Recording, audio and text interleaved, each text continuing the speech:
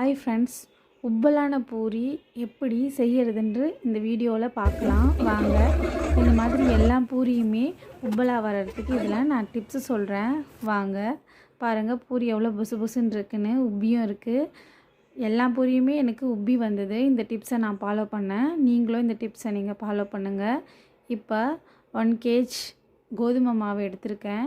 இது கூட 100 கிராம் அளவு மைதா சேர்த்துக்கிறேன். சேர்த்துட்டு நல்லா கிளறி விட்டேன். கிளறி விட்டது தேவையான அளவு உப்பு, 1/4 ஸ்பூன் சர்க்கரை இதில் சேர்த்துக்கிட்டேன்.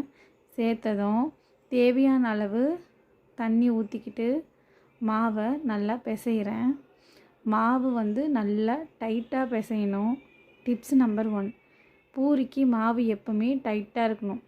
நீங்கள் எவ்வளோக்கு எவ்வளோ ப்ரெஷர் கொடுத்து மாவை பிசைகிறீங்களோ அவ்வளோக்கு அவ்வளோ உங்களுக்கு பூரி உப்பலாக வரும்.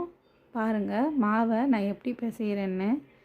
லாஸ்ட்டாக கொஞ்சமாக எண்ணெய் ஊற்றிக்கிறேன். எண்ணெய் ஊற்றிட்டு மாவை நல்லா பிசைஞ்சிட்ருக்கேன்.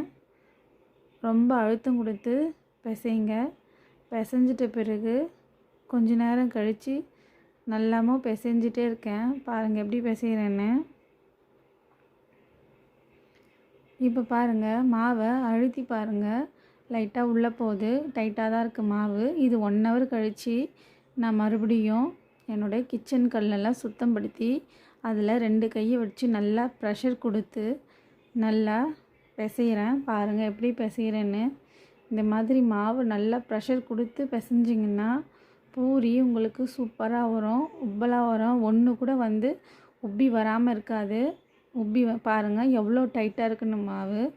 இப்போ மாவை நல்லா ப்ரெஷர் பண்ணி டைட் பண்ணிவிட்டு மாவை நான் கட் பண்ணி எடுத்துக்கிறேன்.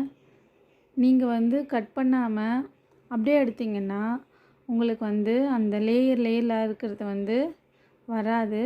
பாருங்கள், இப்போ கட் பண்ணி எடுத்துக்கிறேன். சின்ன சின்னதாக கட் பண்ணி எடுத்ததும் தேவையான அளவு வெட்டி எடுத்துக்கிறேன். வெட்டி எடுத்துட்டு மாவை தனியாக வச்சுட்டு, டிப் நம்பர் 2, உங்களுக்கு மாவை உருட்டும்போது ரொம்ப மெல்லிசாவும் உருட்டக்கூடாது, ரொம்ப தடியாகவும் உருட்டக்கூடாது. மீடியமான சைஸில் நீங்கள் உருட்டிக்கணும். என் பொண்ணு குட்டி பூரி சாப்பிடுவான்றதுக்காக நான் இதை தனியாக குட்டி குட்டியாக ரவுண்ட் ஷேப்காக இந்த மாதிரி எடுத்துக்கிறேன். அவள் குட்டி பூரி நல்லா விரும்பி சாப்பிடுவா. அவளுக்காக தனியாக இந்த மாதிரி பூரி சுடுறதுக்காக எடுத்துக்கிறேன். நீங்களும் உங்கள் வீட்டில் குழந்தைங்க இருந்தாங்கன்னா இந்த மாதிரி குட்டி குட்டியாக சைஸ் பண்ணி சுட்டு பாருங்கள். இப்போ பாருங்கள், ஃபஸ்ட்டு 3rd நம்பர் டிப்பு உங்களுக்கு 3rd டிப்ஸ் பூரி ஹை ஃப்ளேமில் வச்சு தான் நீங்கள் போடணும். லோ ஃப்ளேமில் வச்சா பாருங்கள் இது உப்பியே வரல. இந்த மாதிரி உப்பலாக வராது உங்களுக்கு. இப்போ பாருங்கள், ஹை ஃப்ளேம் வச்சுருக்கேன். இந்த பூரி எப்படி உப்பி வருது பாருங்கள். பூரி சுடும்போது பார்த்து சுடுங்க. எனக்கு மேலே எண்ணெய் பட்டுடுச்சு. நீங்கள் கவனமாக சுடுங்க. பாருங்கள், எனக்கு எல்லா பூரியுமே உப்பலாக தான் வந்தது. எப்போவுமே பூரி சுடும்போது ஹை ஃப்ளேம்லேயே வச்சு சுடுங்க. அப்போ தான் உங்களுக்கு எல்லா பூரியுமே உப்பி வரும். இந்த டிப்ஸ் தான் எனக்கு ஹோட்டல் மாஸ்டர் சொன்னாங்க. ஸோ நீங்களும் இதே மாதிரி ஃபாலோ பண்ணுங்கள். எல்லா பூரியுமே உங்களுக்கு உப்பி வரும், நல்லா டேஸ்ட்டாகவும் இருக்கும்.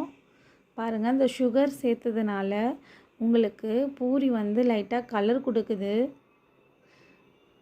பூரி எப்போவுமே உங்களுக்கு பெருசாகவே இருக்கணும்னா இது கூட நீங்கள் 1 ஸ்பூன் ரவை சேர்த்துக்கங்க. நான் ரவை சேர்க்கலை. பாருங்கள் பூரி எப்படி உப்பலாக இருக்குன்னு.